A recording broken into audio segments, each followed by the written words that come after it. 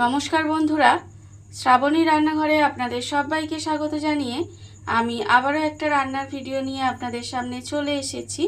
আজকের আমি আপনাদের আলু দিয়ে একটা অসাধারণ রেসিপি বানিয়ে দেখাবো। আশা করি আপনাদের ভালো লাগবে। তার জন্য কিন্তু আমার পুরো ভিডিওটা আপনাদের দেখতে হবে। আর দেখা শুরু করার আগে একটা লাইক দেবেন, সুন্দর একটা কমেন্ট করবেন আর শেয়ার করতে ভুলবেন না। তাহলে চলুন আজকের আমি আলু দিয়ে কি বানাই সেটা আপনারা একবার দেখে নিন। আলুর এই রেসিপিটা বানানোর জন্য প্রথমে আমি এখানে দেখুন গ্যাসটা অন করে একটা কড়া বসিয়ে দিয়েছি। এবারে আমি কড়ার মধ্যে দিয়ে দেব, এখানে আমি রেখেছি দেখুন অল্প সামান্য একটু মুগের ডাল। সেই মুগ ডালটা কিন্তু কড়ার মধ্যে আমি এখানে দিয়ে দিয়েছি। দিয়ে এবারে গ্যাসটাকে লোতে দিয়ে এইভাবে কিন্তু ডালটা প্রথমে ভেজে নেব। ডালটা কিন্তু একটু ভালোভাবে ভেজে নিতে হবে, যাতে ডালটা পুড়ে না যায় অথচ সুন্দর করে লাল করে ভাজা হয়ে যায়, সেটা কিন্তু লক্ষ্য রাখতে হবে। এইভাবে একটু সময় নিয়ে ডালটা ভেজে নেব। আর আমি প্রতিদিনের মতো আপনাদের একটা কথাই বলবো যে প্লিজ আমার ভিডিওটা আপনারা টেনে টেনে দেখবেন না, পুরো ভিডিওটা দেখুন, আশা করি আপনাদের ভালো লাগবে। দেখুন আমি কিন্তু এইভাবেই একটু প্রথমে ডালটা ভেজে নেব। আর ডালটা কিন্তু আগেই বলেছি যে খুব ভালোভাবে কিন্তু ডালটা ভেজে নিতে হবে। ডালটা আমার এখানে লাল করে ভাজা হয়ে গেছে।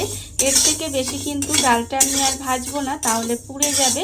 দেখুন ডালটা আমার একদম ভাজা হয়ে গেছে। এবার এটা আলাদা করে নামিয়ে রেখে দেব। ডালটা আমি এখানে ভেজে আলাদা করে রেখে দিয়েছি একটু ঠান্ডা হওয়ার জন্য। আর অন্যদিকে কিন্তু আবারও কড়াটা বসিয়ে দিয়েছি। এবারে আমি কড়ার মধ্যে দিয়ে দেব সর্ষের তেল। এখানে কিন্তু রান্নাটা আমি সর্ষের তেলে করব। আর আপনারাও চেষ্টা করবেন সর্ষের তেলে করার, তাহলে কি হবে এটা খেতে কিন্তু বেশি ভালো লাগে। দেখুন তেলটা কিন্তু কথা বলতে বলতে এখানে গরম হয়ে গেছে। এইবারে আমি তেলের মধ্যে দিয়ে দেব অল্প সামান্য একটু পাঁচফোড়ন। খুব বেশি কিন্তু দেবার দরকার নেই, খুব অল্প সামান্য একটু পাঁচফোড়ন দিয়ে দিলাম। পাঁচফোড়নটা যখন দেখবেন এইভাবে একটু ভাজা ভাজা হয়ে গেছে, তখন আমি এর মধ্যে দিয়ে দেব পেঁয়াজ কুচি।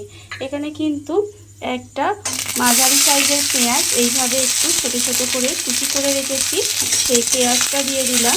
দিয়ে পেঁয়াজটাকে একটু হালকা করে ভেজে নেব।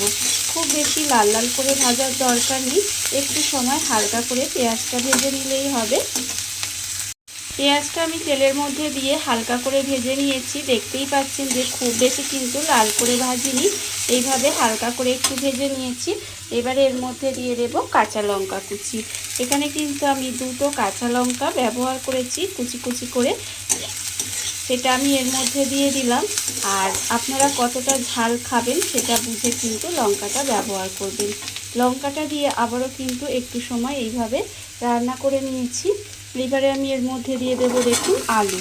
এখানে 3টে মাঝারি সাইজের আমি আলু ছোট ছোট করে কেটে রেখেছি, সেই আলুটাও এখানে দিয়ে দিলাম।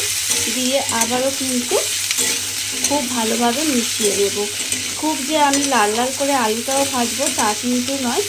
আপনাদের দেখবেন হাতে যখন সময় কম থাকবে বা যখন রান্না করতে ইচ্ছা করে না বা ঘরে কিছু থাকে না, তখন কিন্তু খুব সহজেই এই রান্নাটা আপনারা করে নিতে পারেন। এটা কিন্তু রুটি, লুচি, পরোটা যে কোনো কিছুর সাথে খেতে কিন্তু অসাধারণ লাগে। দেখুন এইভাবে আমি জাস্ট আলুর সঙ্গে দিয়ে খুব ভালোভাবে মিশিয়ে নিলাম। এইবারে আমি এর মধ্যে দিয়ে দেব টমেটো কুচি। এখানে কিন্তু একটা মাঝারি সাইজের টমেটোর আধখানা আমি এখানে কুচি কুচি করে রেখেছি, সেই টমেটোটা আমি এর মধ্যে দিয়ে দিলাম। দিয়ে আবারও কিন্তু খুব ভালোভাবে একটু মিশিয়ে নেব। টমেটোটা দিয়েও কিন্তু আমি এখানে খুব বেশি সময় রান্না করিনি, অল্প একটু সময় এইভাবে একটু নাড়াচাড়া করে নিয়েছি। এইবার আমি এর মধ্যে দিয়ে দেব আন্দাজ মতো নুন, আর এখানে আছে হাফ চামচের মতো হলুদের গুঁড়ো। নুন আর হলুদ গুঁড়োটা দিয়েও কিন্তু আবারও খুব ভালোভাবে একটু মিশিয়ে নেব। এইভাবে কিন্তু খুব ভালোভাবে এটা মিশিয়ে নিতে হবে। দেখুন, আর আমি আপনাদের একটা কথা বলবো যে আজকের রাত্রির 8টার সময় আমি লাইভে আসছি। আমার সকল বন্ধুদের আমন্ত্রণ রইল আমার লাইভে আসার জন্য। দেখুন আমি কিন্তু এটা নুন আর হলুদ দিয়ে খুব ভালোভাবে মিশিয়ে নিয়েছি। মেশানো আমার হয়ে গেছে, আর কোনো কাজ নেই। এবারে আমি এর মধ্যে দিয়ে দেব জল। আমি আগেই বলেছি রান্নাটা কিন্তু খুব তাড়াতাড়ি হয়ে যায় আর খুব সহজেই রান্নাটা হয়ে যায়। দেখুন 1 বাটি জল দিয়ে দিলাম, দিয়ে এবার গ্যাসটা লোতে দিয়ে এইভাবে একটু ঢাকা দিয়ে রান্না হতে দেব। গ্যাসটা লোতে দিয়ে ঢাকা দিয়ে এটা যতক্ষণ রান্না হতে দিয়েছি ততক্ষণ কিন্তু এদিকে দেখুন যে ডালটা আমি এখানে ভেজে রেখেছিলাম সেই ডালটা কিন্তু এখানে ঠান্ডা হয়ে গেছে। আর অবশ্যই কিন্তু এটা ঠান্ডা করে নিতে হবে।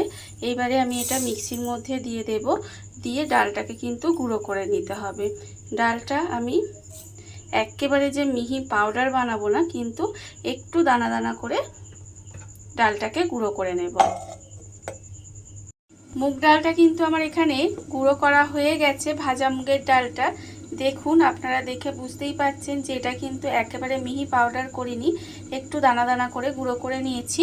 আর অন্যদিকে দেখুন এটা কিন্তু যে হতে দিয়েছিলাম, গ্যাসটা লোতে দিয়ে ঢাকা দিয়ে রান্না হতে দিয়েছিলাম, সেই আলুর তরকারিটা কিন্তু রান্না হয়েই এসেছে। দেখুন এরকম একটু মাখা মাখা হয়ে গেছে। এইবারে আমি এর মধ্যে আলুগুলোকে একটু ঘেটে ঘেটে দেব।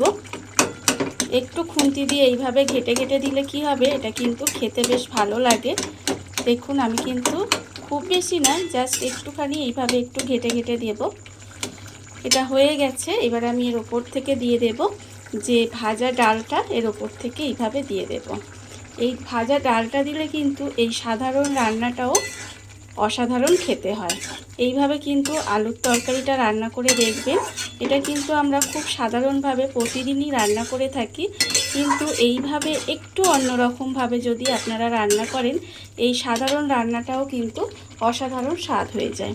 দেখুন ডালটা দিয়েও কিন্তু আমাকে একটু সময় রান্না হতে দিতে হবে, মানে 2 থেকে 3 মিনিট মতো। এইভাবে গ্যাসটা লোতে দিয়ে আর ঢাকা দেওয়ার দরকার নেই, এইভাবেই একটু সময় আমি রান্না করে নেব।